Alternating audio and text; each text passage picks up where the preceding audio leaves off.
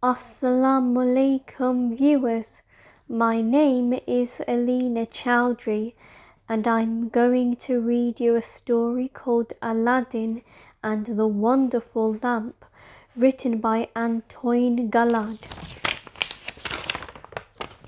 Aladdin was the son of a poor tailor in the eastern city.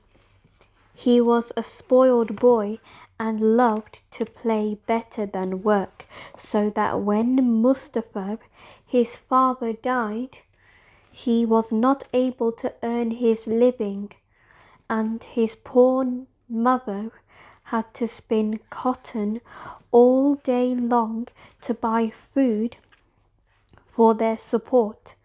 But she loved her son, knowing that he had a good heart, and she believed that as he grew older he would do better and become at last a worthy and prosperous man.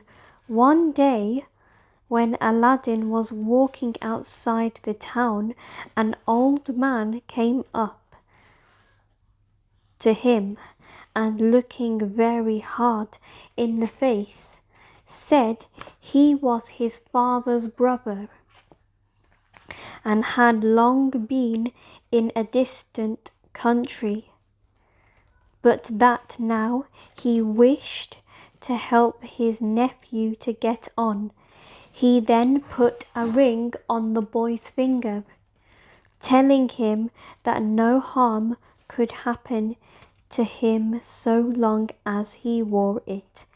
Now, this man was no uncle of Aladdin, nor was he related at all to him, but he was a wicked magician who wanted to make sure of Lad's services, as we shall see in a moment. The man led Aladdin away into the country until they came to a very lonely spot between two mountains. Here he lighted a fire and threw it into some gum all the time, repeating strange words.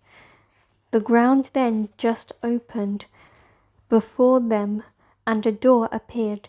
After lifting this up, the magician told Aladdin to go below some steps, and at the foot of these he would find 3 holes, in the last of which was a door leading to a garden full of trees.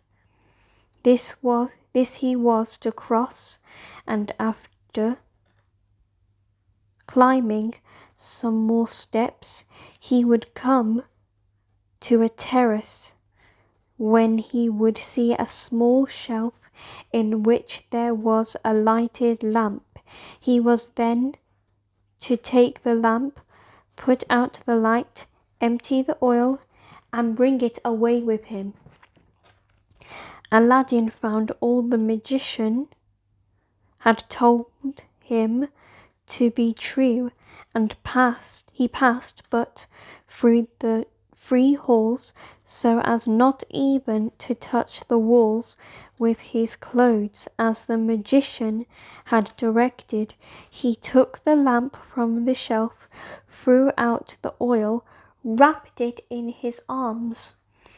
As he came back through the garden, his eyes were dazzled with the fruits on the trees.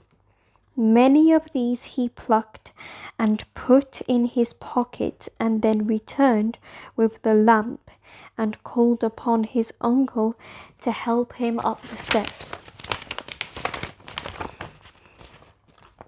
"Give me the lamp," said the man angrily. "Not till I get out safe," cried the boy. The magician slammed down the door, and Aladdin was locked up. While crying, he rubbed the ring, and a figure appeared before him, saying, "I'm at your command, the genie of the ring. What do you desire?" Aladdin told the genie that he wanted to be set free and to be taken back to his mother.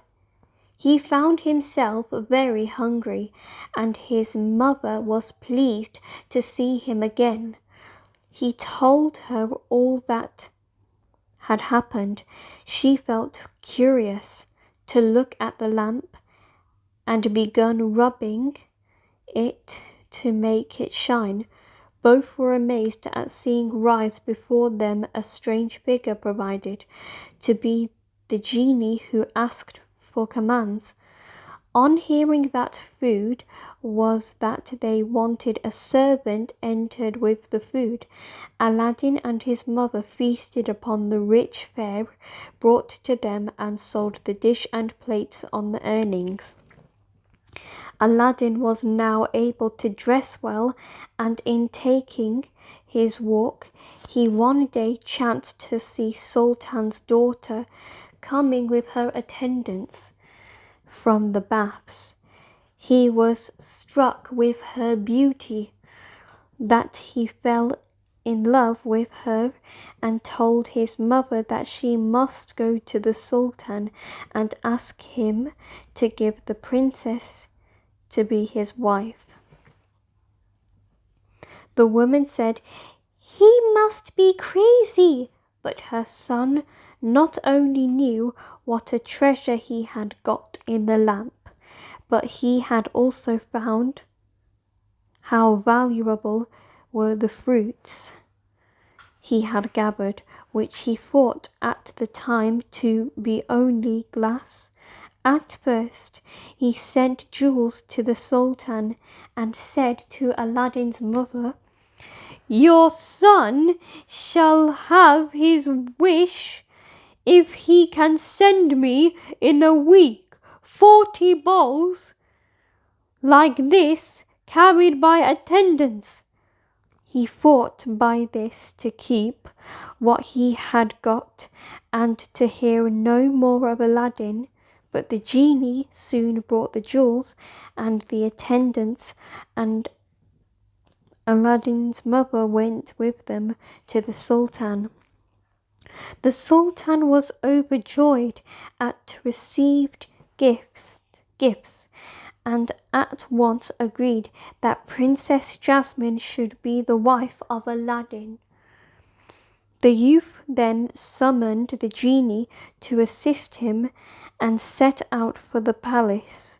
He was dressed in a suit of clothes and rode a horse. By his side marched a number of attendants, scattering handfuls of gold among the people.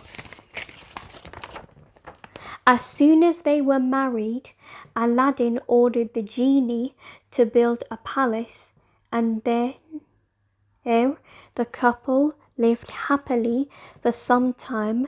One day, when Aladdin was out hunting with the Sultan, the magician, who wanted to get hold of the lamp, cried out, "New lamps for old ones!" A maid got permission to change Aladdin's lamp, which she had seen on a stand. As soon as the magician had got the lamp, he caused the genie to remove the palace and Jasmine to Africa. Aladdin's grief was great, and so was the rage of the Sultan, as at the loss of Jasmine, and Aladdin's life was in danger. Aladdin called up on the genie to help him, but all he could do was to take him to Africa. Jasmine was rejoiced to see him again, but was sorry to find that she caused trouble by parting with the lamp. Aladdin consoled her and told her that he had thought of a plan for getting it back. He left her, but soon returned with a sleeping draught and advised her to receive the magician with kindness and pour it into his wine at dinner that day to make him fall asleep, where they could take the lamp from him. Everything happened as they expected. The magician drank the wine, and when Aladdin came in, he found that he had fallen back asleep on the couch. Aladdin took the lamp from his arms and called upon the genie to transport the palace, Jasmine, and himself back to the city. The Sultan was astonished and pleased at their return, as he had been upset beyond measure at the loss of his daughter. As for Aladdin, with his wife Jasmine, they lived happy lives afterwards, enjoyed their good fortune. The end. I hope you enjoy my story. Don't forget to watch, like, and add good feedback. Thank you for watching, and don't forget to subscribe to ZMC TV.